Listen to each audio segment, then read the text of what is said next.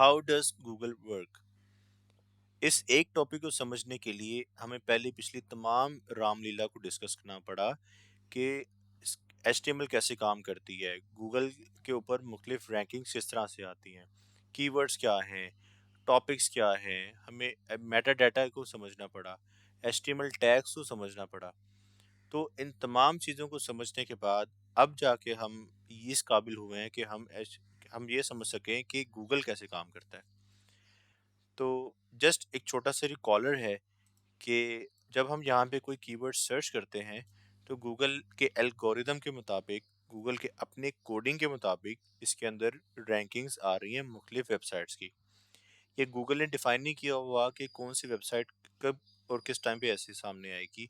जैसे ये link Google के पास मौजूद था, इसने गूगल को कहीं पैसे नहीं दिए हुए, गूगल के साथ कोई कॉन्ट्रैक्ट नहीं किया होगा, इसने कुछ ऐसी ऑप्टिमाइजेशन की हुई है कि जिस वजह से गूगल इसको फर्स्ट पेज पे शो करवा रहा है।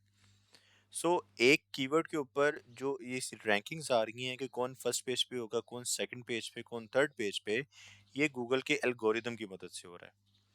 सो अब हम बिल्कुल स्क्रैच से समझेंगे कि गूगल काम कैसे करता है।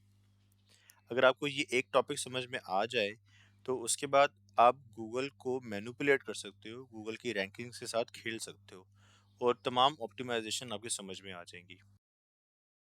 पहली चीज़ है जो आपको समझना ज़रूरी है आपके लिए, वो है इसका क्रॉलर। क्रॉलर क्या करता है कि क्रॉलर ने रीड करना होता है एक पेज को। सो क्रॉलर क्या करेगा कि क्रॉलर किसी वेबसाइट के ऊपर जो HTML टैग होगा उसको रीड करेगा, उसको समझने की कोशिश करेगा कि उस जो वेब पेज है उसके अंदर कौन सा कंटेंट गिवन है और उस कंटेंट के अंदर क्या लिखा हुआ है। तो क्रॉलर गूगल का एक तरह से एक टूल है, एक गूगल का टूल है कि जो वेब पेजेस को रीड करता है। इसका काम रीडिंग है और रीड करने के बाद ये वापस डेटाबेस के अंदर जाके कंटेंट को डंप कर देगा और जहाँ से गूगल अपने सॉफ्टवेयर की मदद से, अपने एल्गोरिथम की मदद से इसको रीड करना स्टार्ट करेगा। सो जब इसको स्पाइडर भी कहते हैं, गूगल का स्पाइडर, राइट। तो स्पाइडर क्या करेगा, वेब पेजेस को क्रॉल करेगा, वेब पेजेस के एक एक टैग को पढ़ेगा कि पी टैग में क्या क्या गिवन है, H1 H2 H3 के अंदर क्या क्या इन्फॉर्मेशन गिवन है। उन सबको पढ़ने के बाद अपनी डीबी के अंदर, अपने डाटाबेस के अंदर ले जाएगा। उसके बाद थर्ड स्टेप में इसको एनालाइज करेगा कि डाटा के अंदर कंटेंट क्या गिवन था। अगर तो डाटा इस काबिल हुआ कि उसको वो अपने डाटाबेस के अंदर, इंडेक्स डाटाबेस के अंदर स्टोर करे, तो वो उसको आगे फर्दर भेज देगा, अदरवाइज अपने इस डीबी के अंदर नहीं लिखा जाएगा। तो दो डीबीज हैं इसके पास, डेटाबेसेस दो हुई, एक उसकी क्रॉल डेटाबेस है, एक उसकी इंडेक्स डेटाबेस है। आपका टास्क ये रहेगा एज एन एसईओ कि आपको वेब पेजेस को ऑप्टिमाइज करना है ताकि उसकी इंडेक्सेशन हो सके। यही फ़र्क है एक आम डेवलपर के अंदर और एसईओ के अंदर। डेवलपर वेब पेजेस बना लेता है और उसको क्रॉल भी गूगल कर लेगा, लेकिन वो इतने अच्छे नहीं होते, उसका कंटेंट या इतना ऑप्टिमाइज कंटेंट नहीं होता कि वो उसको अपने इंडेक्स डेटाबेस के अंदर डाल सके। तो उसको इंडेक्सेबल बनाना ये एसईओ का काम है। और इसके बाद अगला स्टेप आता है रैंकिंग्स का। तो आपके अपने कंटेंट को इतना ऑप्टिमाइज करना है कि वो रैंकेबल भी हो, पहले दूसरे तीसरे पेज के ऊपर उसका रैंक होना बहुत इंपॉर्टेंट है। इस केस के अंदर जैसे हमने पहले कीवर्ड्स को देखा था, अब उन कीवर्ड्स के अंदर जैसे एक एक चीज़, मैंने एक टर्म यहाँ पे सर्च की है, गराज इंस्टॉलेशन किट। अब जैसे ही मैं कीवर्ड सर्च कर रहा हूँ तो यहाँ पे मुख्तलिफ रैंकिंग्स आ रही हैं, लाइक पेजेस आ रहे हैं, यूआरएल्स आ रहे हैं, फर्स्ट सेकंड थर्ड, इस तरह से मुख्तलिफ आगे इसके वेब पेजेस चल रहे हैं। तो हर एक ने मुख्तलिफ अंदाज से इसकी एसईओ की होगी, मुख्तलिफ अंदाज से इसको ऑप्टिमाइज़ किया हुआ होगा। तो ये जो ऑप्टिमाइजेशन हो रही है ये एल्गोरिदम की मदद से हो रही है, और ये जो रैंकिंग्स बन रही हैं ये गूगल एल्गोरिदम इसको बना रहे हैं। हमारा एक कंप्लीट सेक्शन आके आएगा कि जिसके अंदर मैं मुख्तलिफ एल्गोरिदम्स को डिस्कस करने वाला हूँ कि कौन सा एल्गोरिदम क्या एक्शन परफॉर्म करता है और उसकी मदद से क्या इम्पैक्ट आता है रैंकिंग्स के ऊपर। अगर हम इसी की फर्दर आगे बात करें तो एक दफ़ा जब गूगल ने क्रॉल कर लिया, स्पाइडर आया, उसने वेब पेज को क्रॉल कर लिया, क्रॉल करने के बाद उसने एनालिसिस भी कर लिया, एनालिसिस के बाद उसको इंडेक्स भी कर लिया, अब उसके रैंक भी कर दिया। फॉर एग्जांपल आपका जो एक वेब पेज है वो फर्स्ट पोजीशन पे रैंक कर रहा है। सो जैसे ही यूज़र उस कीवर्ड को सर्च करेगा, क्योंकि आप फर्स्ट पेज पे रैंक कर रहे होगे, तो आपकी रैंकेबिलिटी की वजह से यूज़र को आपका पेज नंबर वन पे शो होना शुरू हो जाएगा। सो ये कहानी है सर्च इंजन प्रोसेस की। ये मजीद उसी की एक्सप्लेनेशन है लेकिन इन डिफरेंट फॉर्म, कि इसके अंदर क्या आपको बता रहा है कि जैसे ही गूगल को अंदाज़ा हुआ कि कोई एक नया वेब पेज आ चुका है आपकी वेबसाइट के ऊपर, तो वो उसको सबसे पहले स्टेप के अंदर स्केड्यूल कर लेगा कि मुझे इसको क्रॉल करना है। फिर सेकंड स्टेप के अंदर उस वेब पेज को क्रॉल किया जाएगा। जब वो वेब पेज क्रॉल हो जाएगा, तो क्रॉल होने के बाद वो क्या करेगा कि वो उसको पार्स करेगा।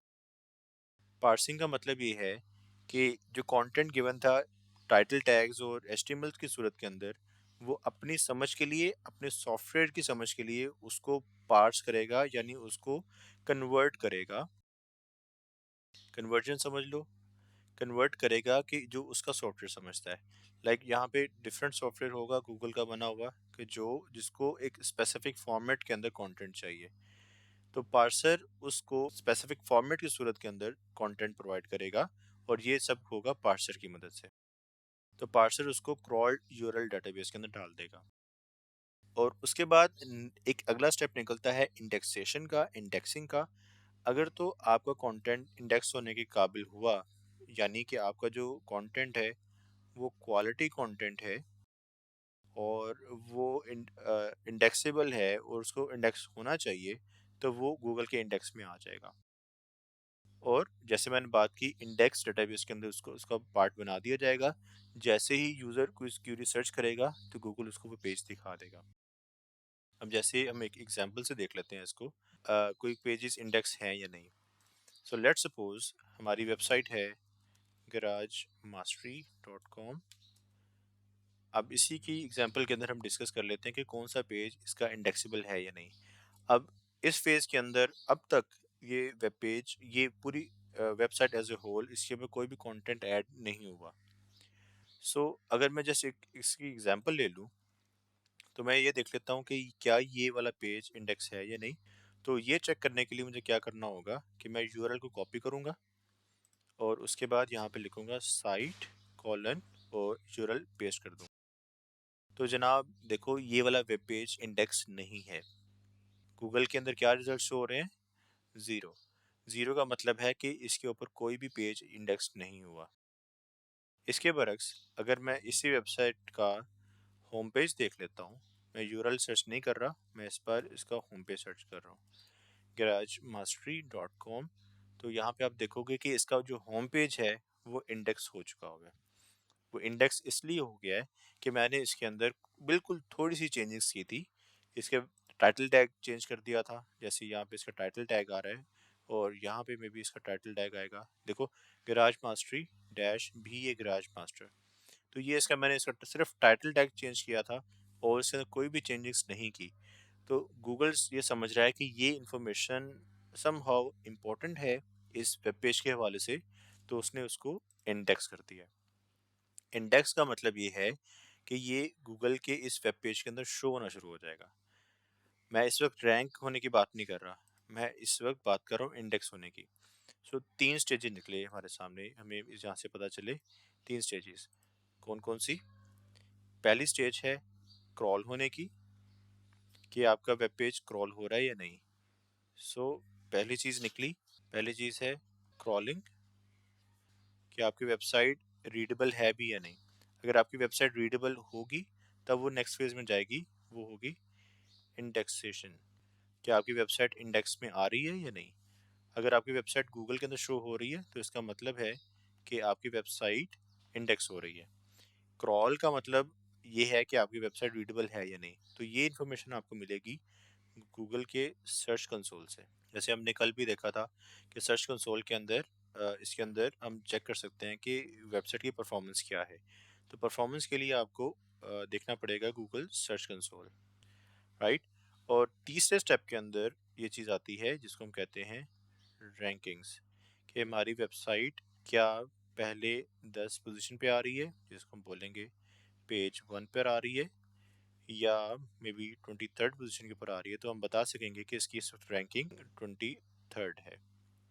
सो पहला step crawling, second step indexing और थर्ड स्टेप रैंकिंग्स।